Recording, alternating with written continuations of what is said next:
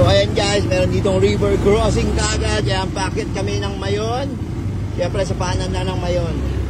So kasama ang buong team ng Evo All-Star. Siyempre, ayan, nakita nyo sila oh. Ang saya nitong ride na to.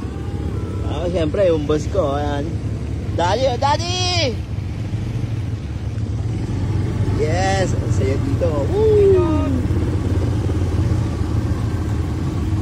Whoa! Wow!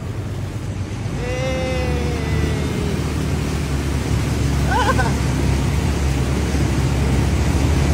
Hey! Napakaangas! So sana wag tayo tumirek, no?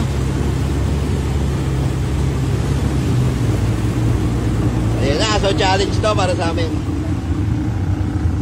Dad, kamusta ka dyan? You're good. Nakalat cruiser kami na ka-IPV. Daya. Grabe guys, ngayon lang ako nakalapit sa Mayon ng ganito kalapit. Ayan, kasama natin ang iba. Yan, Boss Babe syempre. Ngayon lang tayo nakalapit ng ganito kalapit sa Mayon. So, grabe. Ay, Boss M! So, close to. One of a kind experience to guys na makasama talaga sa ganitong mga ride. Siyempre, ito yung first time natin na makakalapit sa Mayon. Wow! Grabe. Actually, ano daw to? Laba daw to. Yung guhit na yan. Galing yan dun sa bundok. Ay, sa Mayon. So, laba daw yan. Yung guhit na yan.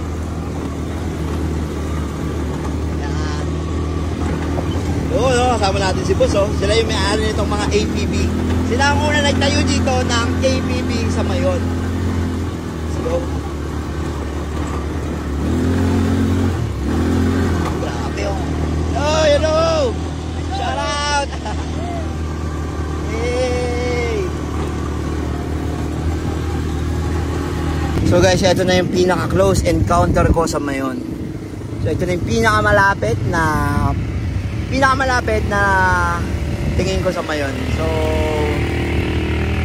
papakita ko sa inyo. Ayan siya oh. Grabe, napakaganda ng Mayon. So kung makikita nyo, and guys, kung makikita nyo, yung kulay itim na yan, yan na yung lava. And then yung usok na lumalabas sa taas is sulfur na yun.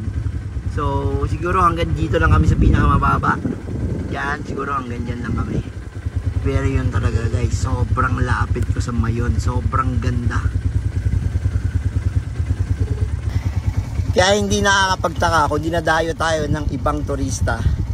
Eh dahil nga sa mga meron tayong natatanging ganda at likas na yaman dito sa Pilipinas. So, abang lang kayo and madami pa kaming gagawin at madami pa kaming pupuntahan na magagandang lugar dito sa Pilipinas. So maraming salamat sa mga nakasuporta, sa lahat ng mga taga Bicol.